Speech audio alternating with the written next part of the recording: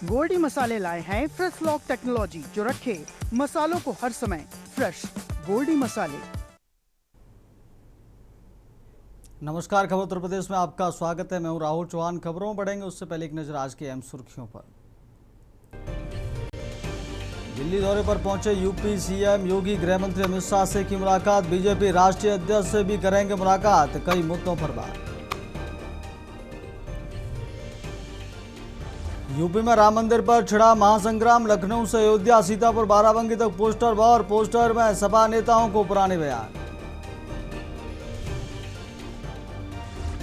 राम मंदिर में चढ़ावा गिनती के बदले नियम, अब टेबल की जगह दरी का इस्तेमाल। बिना पॉकेट वाला ड्रेस कोड अनिवार्य, फिक्सिंग भी शुरू हुई।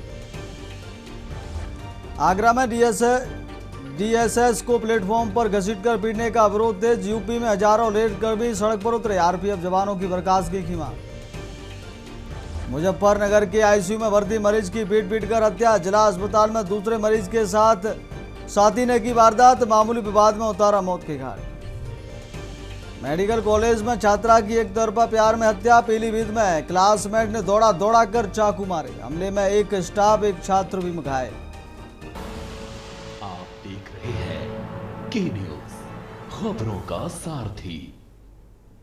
अब बढ़ते हैं खबरों में। खबर दिल्ली से है। सीएम योगी आदित्यनाथ का दौरा, कर्तव्य भवन में अमित शाह से की मुलाकात। दोनों के बीच कई महत्वपूर्ण मुद्दों पर चर्चा हुई। बीजेपी के राष्ट्रीय अध्यक्ष से भी करेंगे मुलाकात। दिल्ली से अहम खबर आपको बता रहे हैं। दोनों के बीच हुई कई महत्वपूर्ण मुद्दों पर चर्चा। करीब 40 मिनट तक दोनों नेताओं में बातचीत। दिल्ली से अहम खबर आपको बता रहे हैं। सीएम योगी आदित्यनाथ का दिल्ली दौरा,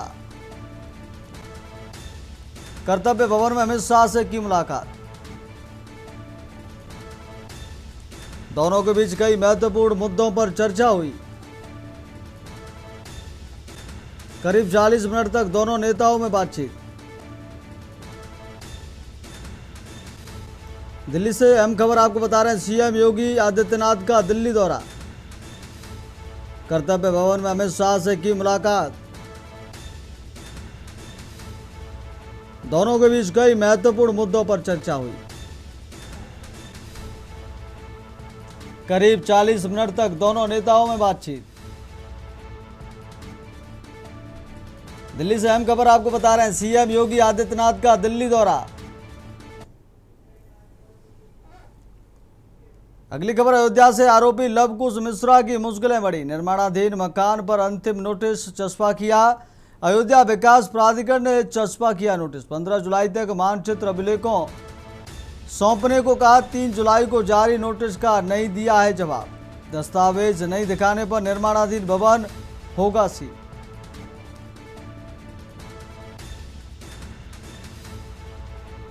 अयोध्या से खबर आपको बता रहे हैं। 15 जुलाई तक मानचित्र अभिलेखों को सौंपने का दिया नोटिस।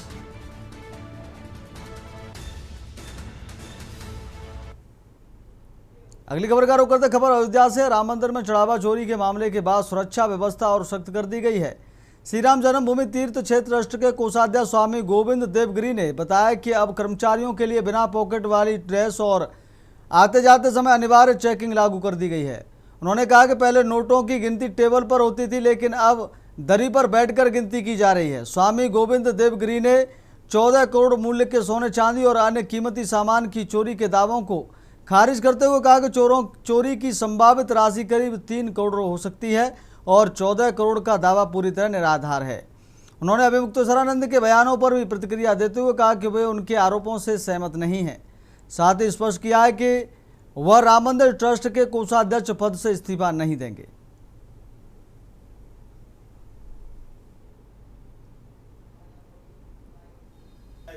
वो योगी विरोधी को झंडे दिखाएंगे।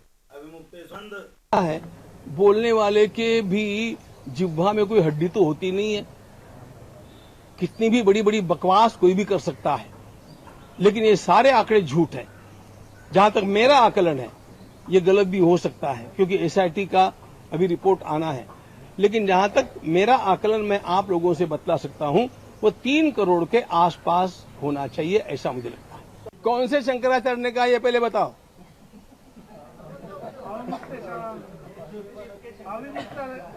वो न ज्योतिषपीठ के शंकराचार्य है और न वो इस प्रकार की भाषा करने के अधिकारी है। क्यों नहीं है बतलाता हूं। राम मंदिर के निर्माण से लेकर के उन्होंने आज तक इसी प्रकार से राम मंदिर का विरोध किया है। राम मंदिर के पक्ष में वो कभी भी बोले नहीं हैं और वे नरेंद्र मोदी जी के, हमारे माननीय प्रधानमंत्री जी के इतने घोर विरोधक हैं। मैं आपके जानकारी के लिए बतलाता हूं, जब मोदी जी काशी में पहली बार खड़े हुए तो ये लोग वहां पर जाकर के और गली गली में घूम करके मोदी जी के विरोध में प्रचार कर रहे थे।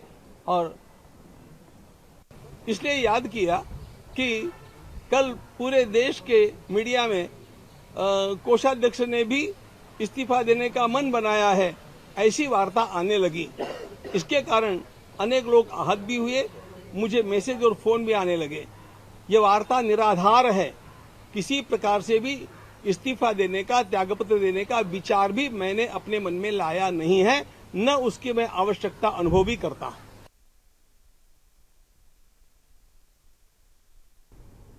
अगली खबर अयोध्या से है, जहां रामनगरी में 17 जुलाई को स्वामी अभिमुक्तेश्वरानंद के प्रस्तावित आगमन को लेकर विरोध के स्वर उठने लगे हैं।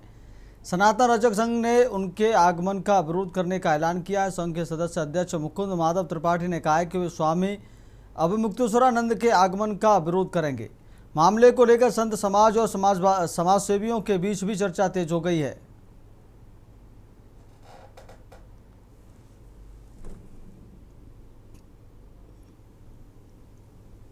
देखिए, अभिमुक्तेश्वरानंद गौ भक्षकों को लेकर और गौ माता का विरोध करने वालों को लेकर गौविष्ट कार्यक्रम चला रहे हैं जो गले नहीं उतरता है। आप एक बात बताओ कि उनके जो है, जब भी गौविष्ट का कार्यक्रम होता है उसमें मुल्ले, कठमुल्ले और समाजवादी पार्टी के लोग शामिल होते, कोई हिंदू धर्माचार्य नहीं शामिल होता है। तो हम कैसे मान लें कि इनका जो है गौविष्ट कार्यक्रम गौ माता के प्रेम में है? ये तो अखिलेश यादव के प्रेम में नाच रहे हैं और ये जो है साधु भेष का अपमान कर रहे हैं। शंकराचार्य जो पीठ है और शंकराचार्य जो होते हैं वो शिव का रूप होते हैं। अगली खबर का रुख कर लेते। खबर लखनऊ से। श्री श्री राधा रमण बिहारी मंदिर इस्कॉन सुशांत गोल्फ सिटी की ओर से 16 जुलाई को आयोजित होने वाली भगवान श्री जगन्नाथ रथ यात्रा महामहोत्सव को लेकर प्रेस वार्ता आयोजित की गई।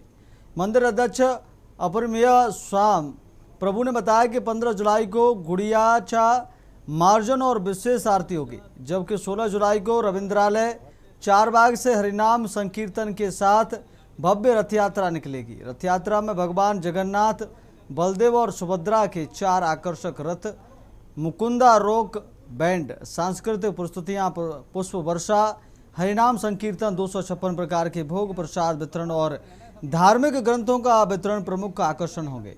आयोजन में उप मुख्यमंत्री ब्रजेश पाठक, ऊर्जा मंत्री अरविंद कुमार शर्मा और पूर्व मंत्री शिवपाल सिंह यादव के शामिल होने की उम्मीद है। जगन्नाथ जी की रथ यात्रा का कार्यक्रम 15 जुलाई से Sushant gold city Sultanpur road शहीद पथ इस्कॉन मंदिर श्री श्री राधा रमण बिहारी से शुरू होगा। गुंडीचा मार्जन होगा सुबह और शाम को जगन्नाथ विराजमान होगी, उनकी शाम को आरती होगी, प्रसाद होगा, भोग लगेगा। आप सब 15 तारीख को सुशांत गोल्ड सिटी इस्कॉन मंदिर में भगवान जगन्नाथ का दर्शन कर सकते हैं और 16 जुलाई को सुबह 9 बजे तक सुशांत गोल्ड सिटी में दर्शन होंगे। 9 बजे के बाद जगन्नाथ पहुंच जाएंगे रविंद्रालय चारबाग में और वहां पर ड्रामा होगा, कथा होगी, कीर्तन होगी, 256 प्रकार के भोग लगाए जाएंगे। उसके बाद जगन्नाथ जी को विराजमान किया जाएगा। भव्य आरती के साथ 51 लोग भगवान की आरती करेंगे और वो विराजमान करेंगे भगवान को जगन्नाथ जी के रथ पर, और रथ पर विराजमान होकर शाम 4 बजे जगन्नाथ जी के रथ को भक्त अपने हाथों से खींच करके ले जाएंगे। अगली खबर का रुख करते। खबर लखनऊ से। आर्थिक अपराध अनुसंधान संगठन ने राज्य कृषि उत्पादन मंत्री मंडी परिषद से जुड़े करीब 8 करोड़ रुपए से कथित गबन के मामले में 2 आरोपियों को गिरफ्तार किया है। गिरफ्तार किए गए आरोपियों में तत्कालीन उप निदेशक निर्माण अशोक कुमार और तत्कालीन सहायक लेखाधिकारी सतीश कुमार यादव शामिल हैं। दोनों पर चित्रकूट स्थित विशिष्ट मंडी परिषद के निर्माण कार्य में वित्तीय अनियमितताओं और गबन का आरोप है। पुलिस के अनुसार दोनों लंबे समय से फरार चल रहे थे। इस मामले में चित्रकूट के कोतवाली नगर थाने में मुकदमा दर्ज है। ईओडब्ल्यू की टीम दोनों आरोपियों से पूछताछ कर आगे की कानूनी कार्रवाई कर रही है।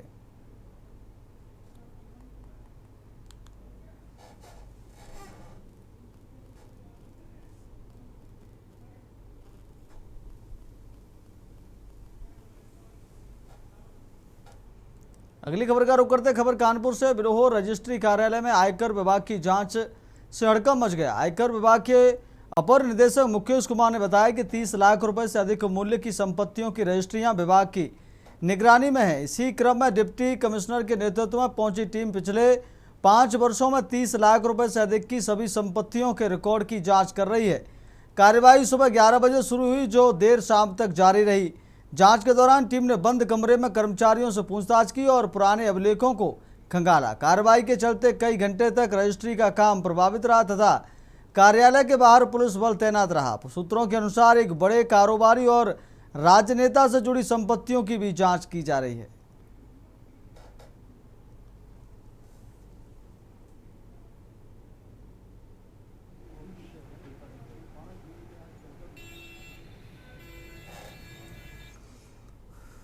अगली खबर का रुख करते खबर हापुड़ से, जहां गढ़मुक्तेश्वर विधानसभा क्षेत्र के सदरपुर बाग में सपा ने महिला पीडीए पंचायत का आयोजित की, जिसमें बड़ी संख्या में महिलाओं ने सहभागिता की। कार्यक्रम में शामिल महिलाओं ने महंगाई, गैस सिलेंडर, बिजली बिल और परिवहन आदि समस्याओं को प्रमुखता से उठाया।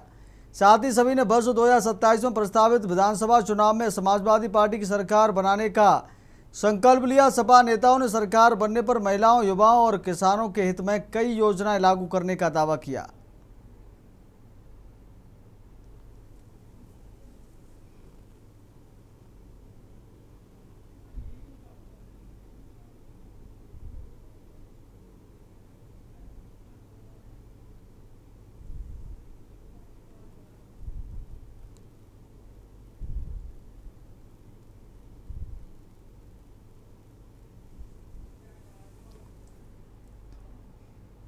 अगली खबर का रुख कर लेते खबर फतेहपुर से। 26 मुहर्रम के अवसर पर बाकरगंज से अमारी का पारंपरिक जुलूस अपने कदीमी मार्गों से होता हुआ अलीगंज करबला में संपन्न हुआ।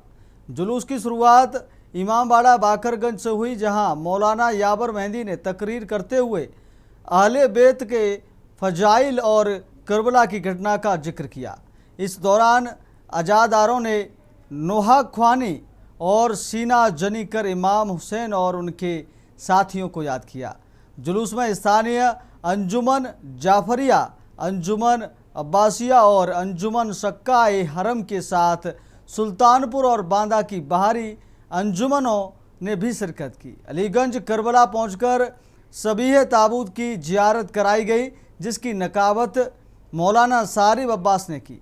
जुलूस अमारी कमेटी ने सभी अजादारों के लिए नजरे मौला का इंतजाम किया और कार्यक्रम में शामिल होने वाले सभी लोगों का आभार जताया।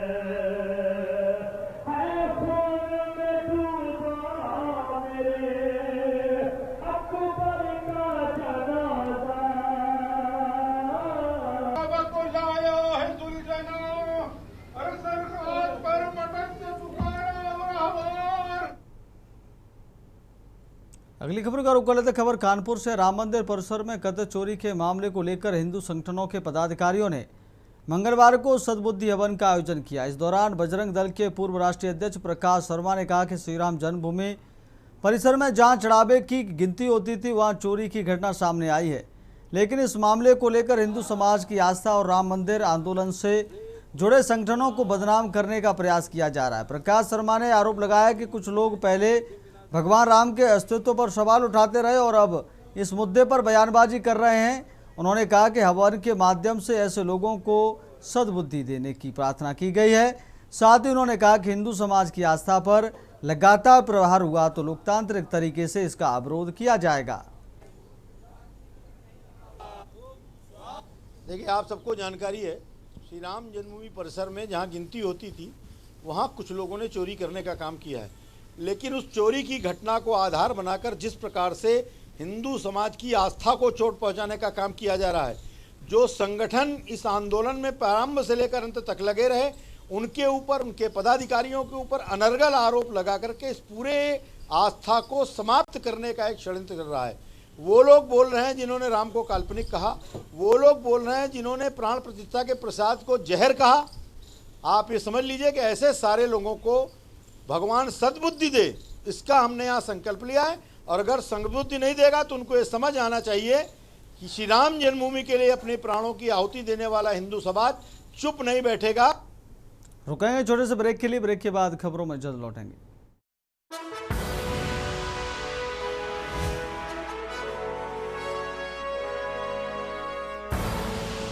आप देख रहे हैं के न्यूज खबरों। ब्रेक के बाद फिर आपका बहुत स्वागत है। बढ़ते खबरों में, खबर लखनऊ से है। उत्तर प्रदेश अधीनस्थ सेवा चयन आयोग ने अभ्यर्थियों के लिए मुफ्त वन टाइम रजिस्ट्रेशन सुविधा शुरू कर दी है। 14 जुलाई से शुरू हुई इस व्यवस्था के तहत भविष्य की पेट और मुख्य परीक्षाओं में आवेदन के लिए OTR नंबर अनिवार्य होगा। नई और पेट 2025 रजिस्ट्रेशन नंबर वाले अभ्यर्थी OTR करा सकेंगे। इसके लिए मोबाइल नंबर और ईमेल का OTP सत्यापन जरूरी होगा। अभ्यर्थियों को नाम, जन्मतिथि, पता, हाई स्कूल योग्यता समेत अन्य विवरण भरने होंगे और 6 माह के भीतर की रंगीन फोटो अपलोड करनी होगी। UPSSC के अनुसार OTR नंबर जारी होने के बाद दर्ज विवरण में संशोधन की सुविधा नहीं होगी। OTR व्यवस्था से भविष्य के आवेदन में जानकारी ऑटो फिल हो जाएगी, जिससे बार बार विवरण भरने की जरूरत नहीं पड़ेगी।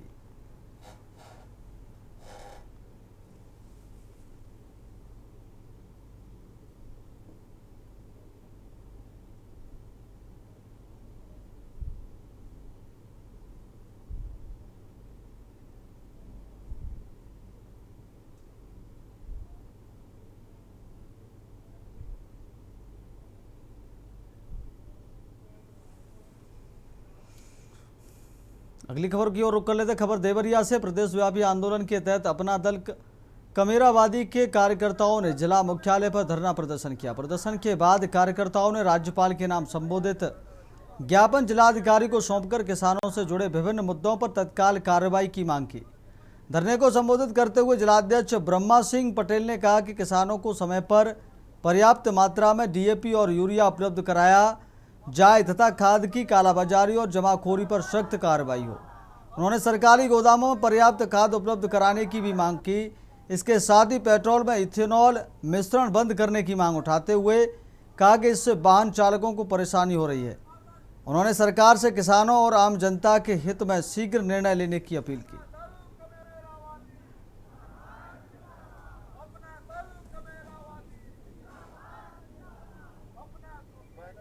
हमारा अपना दल कमेरावादी, जिसके राष्ट्रीय अध्यक्ष श्रीमती कृष्णा पटेल जी हैं, उनके आह्वान पर आज प्रदेश व्यापी जिला मुख्यालय पर DM को ज्ञापन सौंपना है।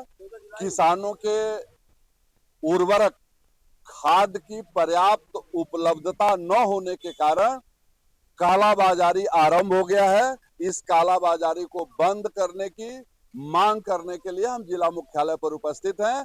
और पेट्रोल में जो एथेनॉल की मिलावट हो रही है, जिससे गाड़ियों में जो तमाम तरह के दोष पैदा हो रहे हैं, दुश्वारियां पैदा हो रही हैं, उनका जिम्मेदार आखिर कौन है, तो हम मांग करने आए हैं। अगली खबर का रुख करते हैं। खबर रामपुर से, जहां PWD ने मोहल्ला चरान स्थित विभागीय परिसर में बनी कथित मजार और मस्जिद को लेकर नोटिस जारी किया है। विभाग ने मुतवल्ली को 7 दिन के भीतर वैध दस्तावेज पेश करने या निर्माण हटाने के निर्देश दिए हैं। PWD का आरोप है कि सरकारी जमीन पर बिना अनुमति निर्माण किया गया है, जिससे विभागीय कार्य प्रभावित हो रहे हैं। वहीं मुतवल्ली शकील अहमद ने दावा किया कि मजार और मस्जिद 150 साल से अधिक पुरानी है और उनके पास सभी जरूरी दस्तावेज मौजूद हैं। मामले में आगे की कार्रवाई जवाब और दस्तावेजों की जांच के बाद होगी।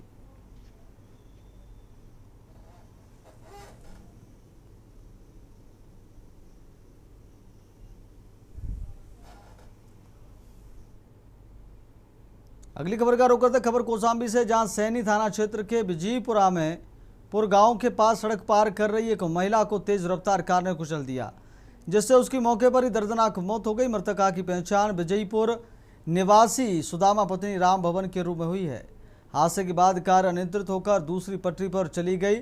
सूचना पर पहुंची सैनी पुलिस ने शव को पोस्टमार्टम के लिए भेज दिया है और कार को कब्जे में लेकर मामले की जांच शुरू कर दी है।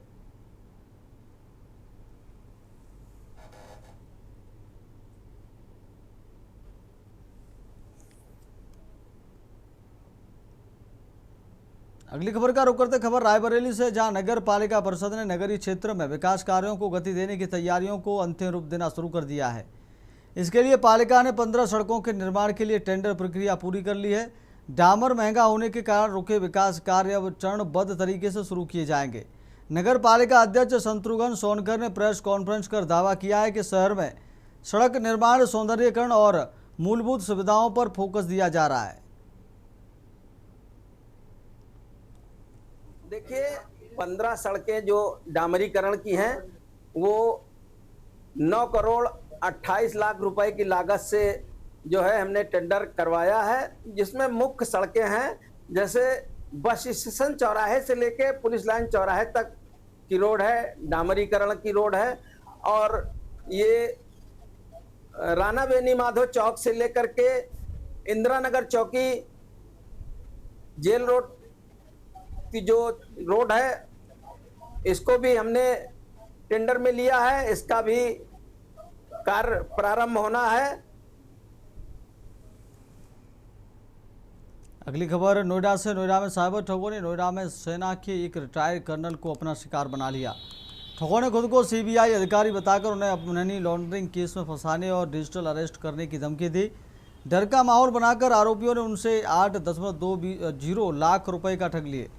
सेक्टर 37 स्थित अरूण बिहार कोट निवासी 70 वर्षीय रिटायर्ड कर्नल ने बताया कि साइबर ठगों ने ऑनलाइन फर्जी कोर्ट की कार्रवाई दिखाई। इस दौरान आरोपियों ने खुद को जज और जांच अधिकारी बताकर पीड़ित पर दबाव बनाया। पीड़ित की शिकायत पर साइबर हेल्पलाइन के माध्यम से मामला साइबर क्राइम थाने पहुंचा, जहां एफआईआर दर्ज कर ली गई है। पुलिस ने मामले की जांच शुरू कर दी है और आरोपियों की पहचान के प्रयास किए जा रहे हैं।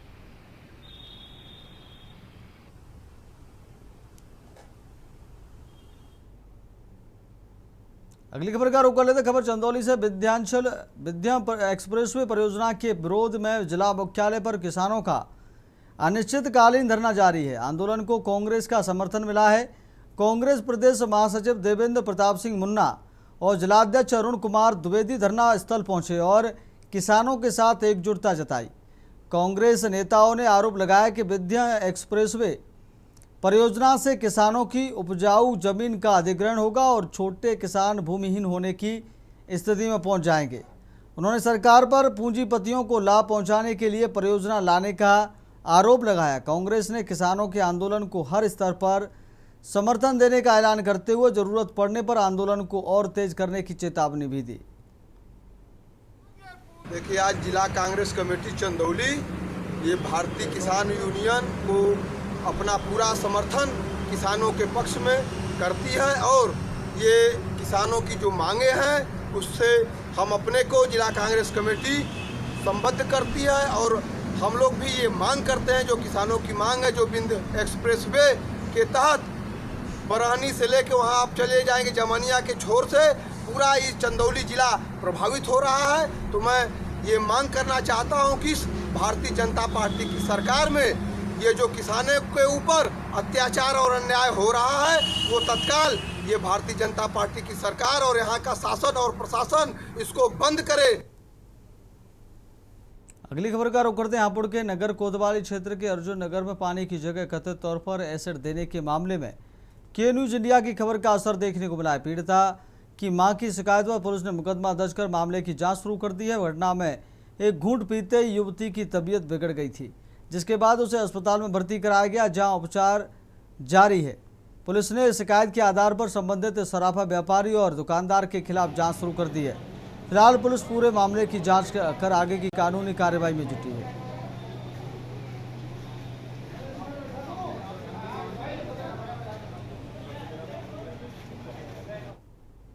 अगली खबर का रुख करते खबर हमीरपुर से है।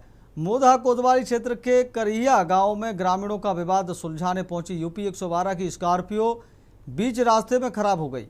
इसके बाद मौके पर मौजूद ग्रामीणों ने पुलिस वाहन को धक्का लगाकर चालू कराने का प्रयास किया। इस घटना का वीडियो सोशल मीडिया पर तेजी से वायरल हो रहा है। वीडियो वायरल होने के बाद यूपी 112 की कार्यप्रणाली और वाहनों की स्थिति को लेकर सवाल उठ रहे हैं। हालांकि पुलिस की ओर से इस मामले में अभी तक कोई आधिकारिक बयान सामने नहीं आया है।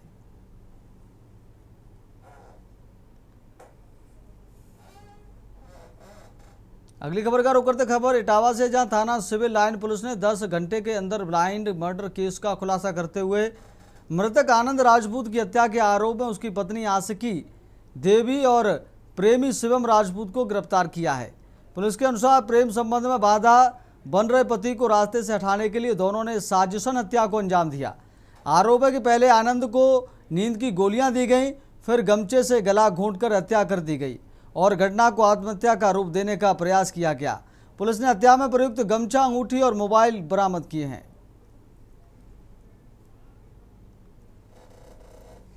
देखिए, ये 12/13 की रात में थाना सिविल लाइंस के तोड़ा गांव में आनंद राजपूत नाम के एक व्यक्ति के बारे में सूचना प्राप्त हुई थी। प्रथम सूचना प्राप्त हुई थी कि उसने फांसी लगा ली। जब पुलिस ने मौका मुआयना किया तो वहाँ परिस्थितियाँ संदिग्ध थी और ऐसा लग रहा था कि ये फांसी दिखाया जा रहा है, लेकिन इसमें कोई और घटना भी हो सकती है। इस आधार पर मृतक आनंद का पंचायतनामा भर के पैनल से वीडियोग्राफी के साथ पोस्टमार्टम कराया गया। पोस्टमार्टम में मृत्यु का कारण स्पेकुलेशन आया। मेरे चाचा लगता था। क्यों की हत्या? इनकी वजह से, उनकी बीवी की वजह से। क्यों? हम लोगों में प्रेम प्रसंग चलता था। हाँ। कैसे की उनकी हत्या? गमछे से गला दबा के। इससे पहले कुछ उनको दिया था क्या? नहीं, कुछ नहीं। वो दवाई लाई थी इन्होंने नशे की। कौन सी दवाई खाई थी? ये पता नहीं कौन सी। हाँ, फिर अगली खबर का रुख करते खबर अमरोहा से, जहां पुलिस ने हसनपुर कोतवाली क्षेत्र में हुई 23.90 लाख रुपए की नकदी और कार चोरी मामले का खुलासा किया है। फिलहाल खबर उत्तर प्रदेश में मेरे साथ इतना ही। देखते रहिए के न्यूज़ इंडिया। नमस्कार।